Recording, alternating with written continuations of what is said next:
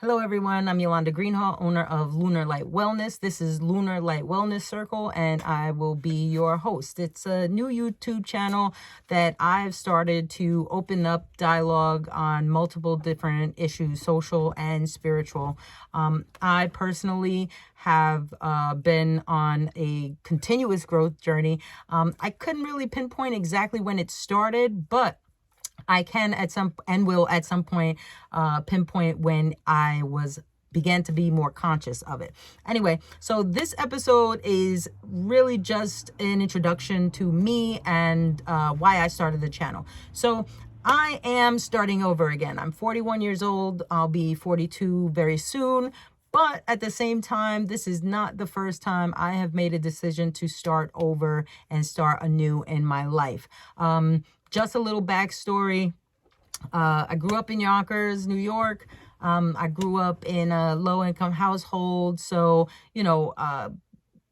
oftentimes when you grow up with very little, you get to a point where, I had to fix that, but you get to a point where you don't really have that many expectations of yourself, just based on your circumstances, your surroundings. And, there's some feelings of hopelessness that come along with being in those situations. Luckily, I had multiple outside examples outside of my household specifically that helped to guide me and push me to want more. Even though I knew I was capable of more, you still kind of sometimes get stuck in this mentality where, back in the day when I grew up in the projects, I was thinking like, if I can get a job that pays me $30,000 or $40,000 a year, I'll be set, I'll be happy, because I won't be here, and that's what you think until you really get a taste of the system and how the world works. But anyway, long story short, the very first time I decided to start over, I was young. I was 15. So I moved out of my mother's house. My mother had a history of being involved in abusive relationships, and her husband at the time was extremely abusive. So he would constantly call the cops on me because I was protecting my mother essentially, but she would never be forward about what really happened. And the cops would always be looking like, well, what's going on? Oh, I attacked him for no reason, apparently. So, it came to a point where it came to its head and the police were like, one of them has to go. And she looked at me and asked me if I was going to behave. And I'm like, hell no, I'm not. Because now you're basically saying I can choose to stay here and watch you get abused, or I can leave. So I chose to leave. I went and I lived with my Nana at 15 and up until the time that I was an adult and I went out on my own. So that was the very first time that I made a decision to leave because, you asked me if I'm going to behave. No, sorry, I'm not. I'm not going to sit here and continue to be abused by watching you be abused. So that was the first time. Second, I became a mother just before my 19th birthday. So that was a major life change. And I didn't really have to make too many big decisions. I mean, I was already working at a bank. So it just kind of just continued that. But at 23, I made a life choice to start over. I left New York State because, I was basically just working to live in the hood. And, my daughter couldn't go outside and play safely, drug dealers, crack bottles in the sidewalks and stuff like that, kids outside cursing, spitting on each other, fighting. So I was just like, yeah, this is not where I want my daughter to be. And I'm working too hard, entirely too hard to be living in this area. So there were also other reasons. I was all in love. You do stupid things for love, but it wasn't stupid. It was something that needed to happen. So I packed up my daughter, my belongings, and I moved to Florida.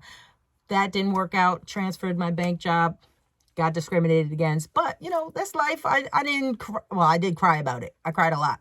But I didn't stay stuck. And I didn't, go through all these crazy hoops. I just picked up myself by my bootstraps, literally, joined the Army.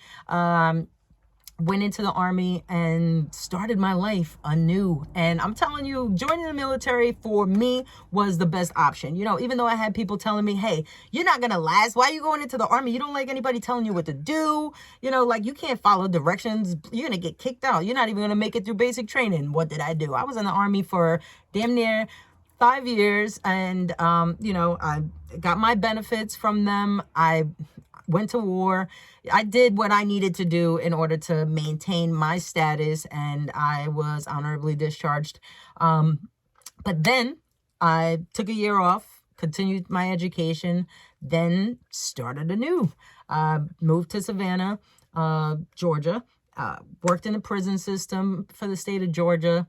But that was just a means to an end. I got that job in order to put law enforcement on my resume and to apply for work to come back up Northeast, where I'm initially from, and where I felt more comfortable. I don't know why I wanted to come back home, but I did. It was really just me and my kids and stuff. So I wanted to come where, one, there was culture, because in Savannah, their idea of a museum is an old plantation house that has porcelain bowls that slave masters was wiping their behind in and showing me slave quarters. To me, sorry, not a museum. Show me some real culture. That's the culture of this country, though. But anyway, I don't want to get too far off topic. So that was a new start. Then 6 months into that, I applied for a police department up here in the Northeast. Went through the whole process, got the job, and as soon as just maybe weeks after I hit the year mark, which was the contract that I had for the state of Georgia, I was employed now as a police officer, and I moved back up to the Northeast to start training. So that is another start again. Most recently, after 9 years and 11 months of being a police officer, becoming miserable, abusing alcohol, getting to the point where I was like 220 pounds, stressed and anxious, I decided that it was absolutely necessary for me to resign and start again. So that's me. I resigned from my job as a police officer and took some time to heal. I'm still healing, but I want to heal with you. Healing is a process that is never ending, because there's always constantly something that comes up. And as far as shadow work, inner child work, just day-to-day stuff that you deal with from regular people in society, there's always a stressor. And if you learn the proper ways to cope and heal on a daily basis, then you can avoid those things piling up and becoming a major issue for you, which it had done for me. So anyway, that's my introduction. That's who I am. I started my own business and it's a wellness business. I am a meditation and mindfulness instructor. I'm also a Reiki master. So I'm a healer. My healing abilities go way beyond just like traditional Reiki practices. I am an intuitive healer, an intuitive reader, and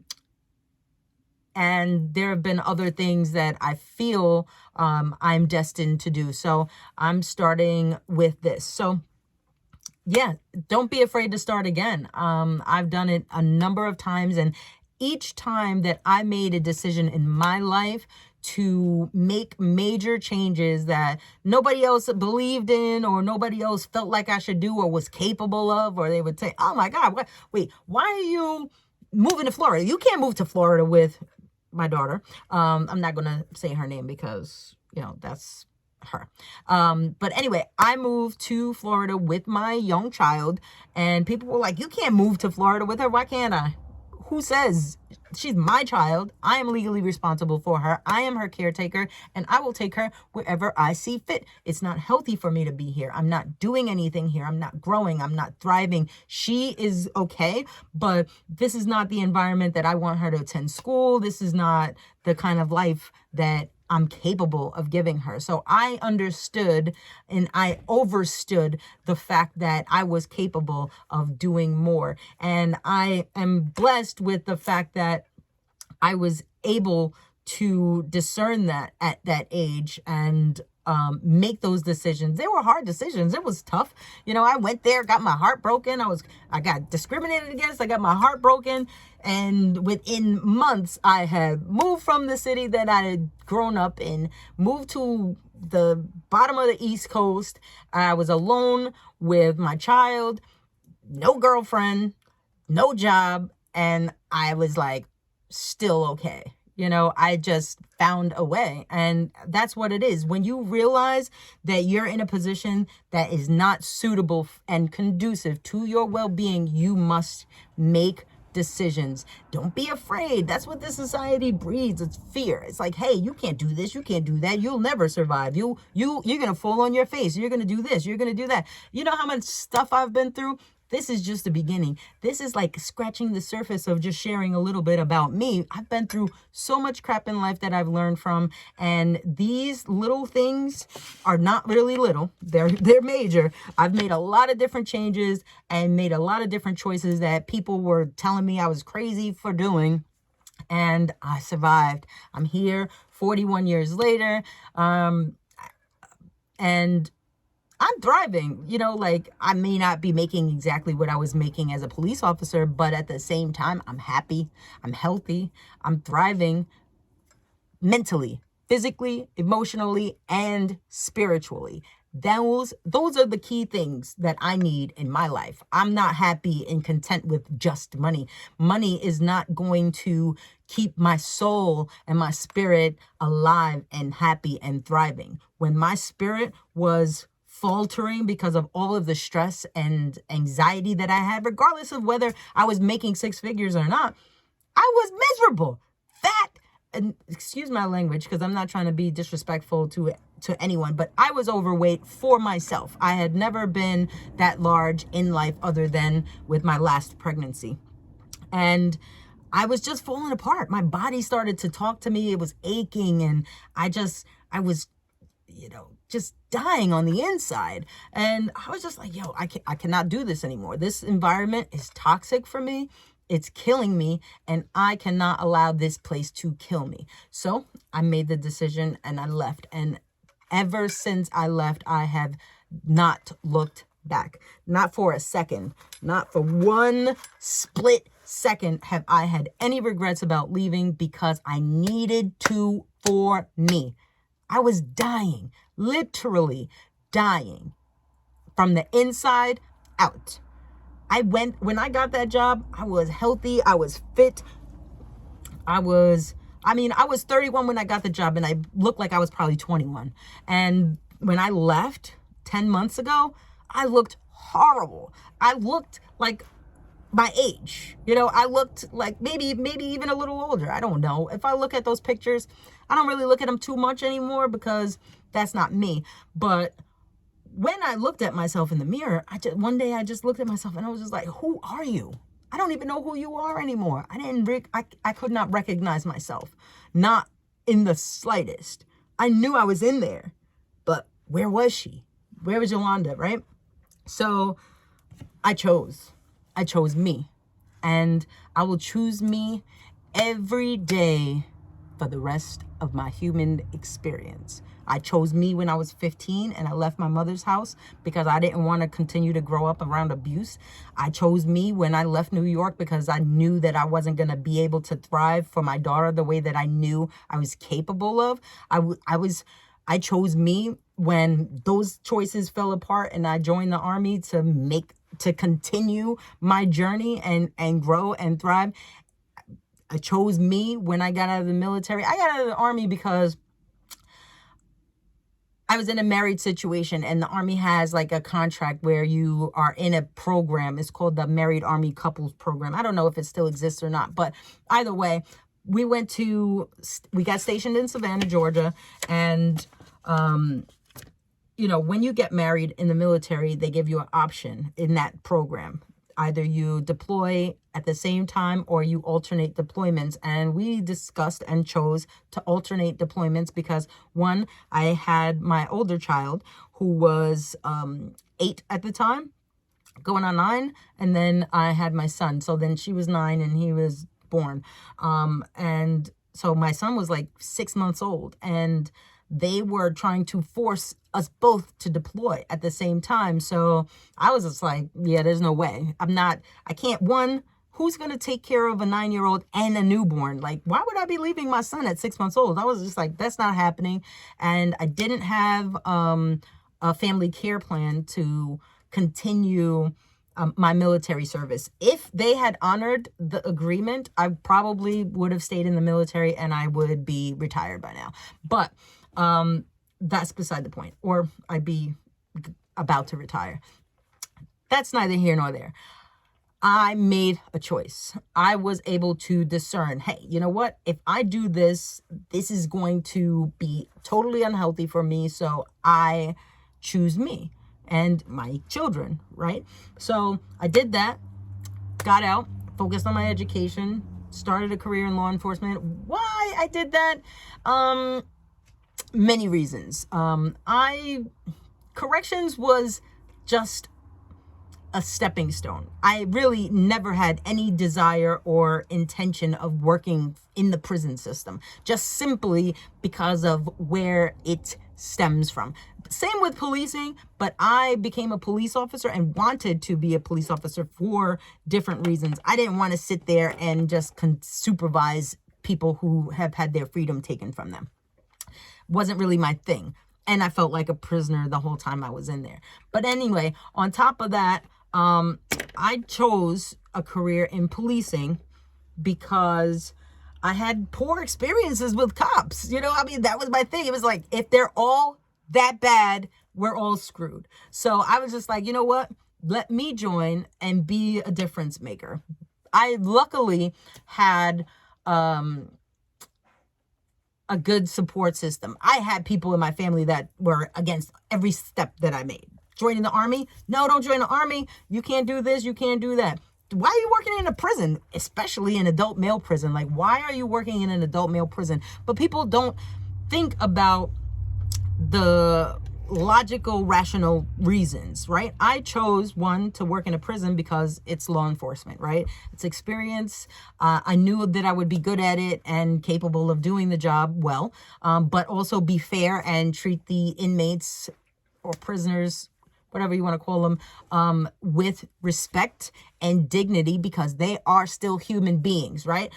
Go in there the same way every single day. Of course, they tried to test me at first, but then when they saw that I was going to be the same and they weren't really going to affect my energy in a negative way. Plus, I also knew how to work the system. You got to learn how to treat people and understand that there's a way to treat people in order to get respect, period. I never brought my home stuff into work. And I think that those were important things that helped me get through that year in the prison. But nonetheless, I became a police officer because I had crap experiences with cops. You know, to be fair, like I said before, I worked in the hood. I worked and lived in the hood. I mean, I worked in the middle of Getty Square, which is horrible at the time, but I was in banking, so I wore business suits every day, right? So imagine me, a little shorter, thinner, younger, walking home from work in a business suit in the hood, right? So cops would pull me over and throw me against the wall and accuse me of selling drugs and call me retarded and stupid and tell me that I'm lying and I don't belong there. And I'm like, I live right around the corner. They're like, nobody works over here. I was just like, I do, so there were a number of reasons that really pushed me to leave the state. But a number of very, very poor interactions with police were integral in that. They were definitely helping to push me right out the state. I was just like, I can't continue to deal with this, especially not with a small child. So they didn't help the situation. And that wasn't the first time. I'd been dealing with police since I was younger, just because of my mother's drinking and having abusive men in and out of her life. So, love my mom, but can't fucks with you. Sorry. But anyways, so yeah, I became a police officer. And that sucked. Not because of policing. It sucked because I was in a toxic work environment that I felt like an affirmative action hire from day one. I was the second Black woman they've ever hired in the history of that police department in 125 years. I was the second Black woman to ever be employed as a police officer by that town.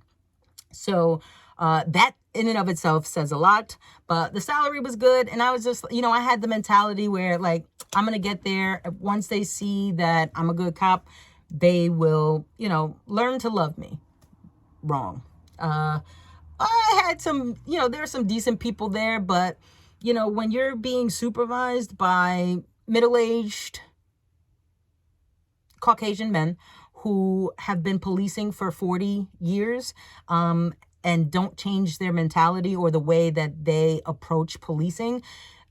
Needless to say, bad habits are taught to newer officers, and the expectations of officers in order to be successful are unspoken but present, if that makes sense. But anyway, without getting into all of that, it was just a super toxic work environment for me, and I began to deteriorate, and I lost myself all over again. It was interesting and difficult. It was a difficult time in my life, but I'm not there anymore. And the moment I left that place, this youthful face came back. I started taking better care of myself. So many things about me changed. I stopped drinking in excess. I really don't drink, but every now and then I can't say that I completely I won't have a drink socially. But, like the drinking, the smoking, meat, I cut meat out. I cut out bad energies and people in my life that were just a lot.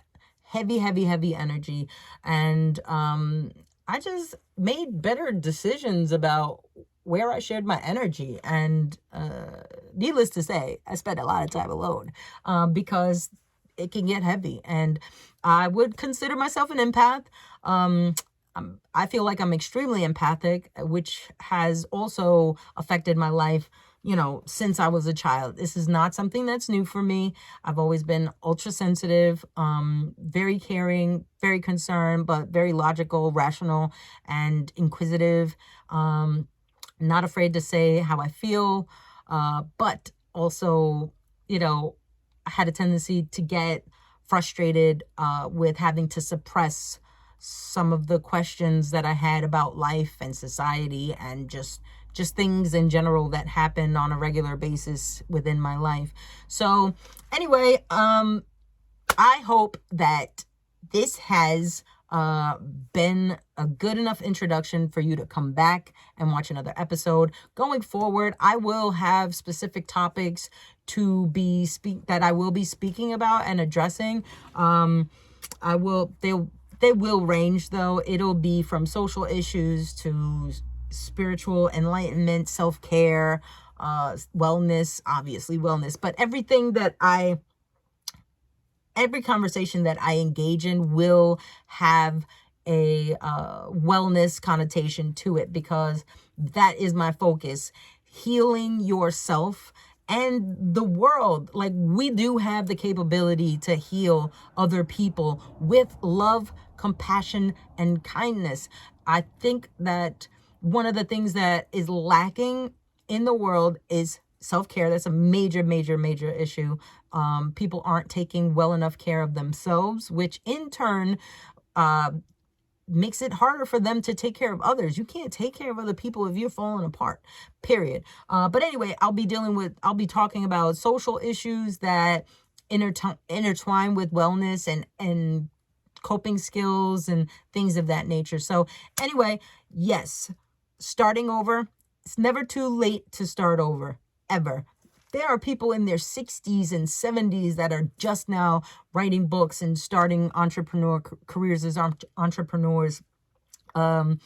This world is changing, and you can too. If you focus on yourself and take well enough care of yourself, especially well enough just to get to the point where you can discern that something isn't healthy for you and then eliminate those things from your life. But anyway, this has been Lunar Light Wellness Circle. I'm Yolanda, your host, and I hope that you come back to my channel for the next episode. Peace, love, and light.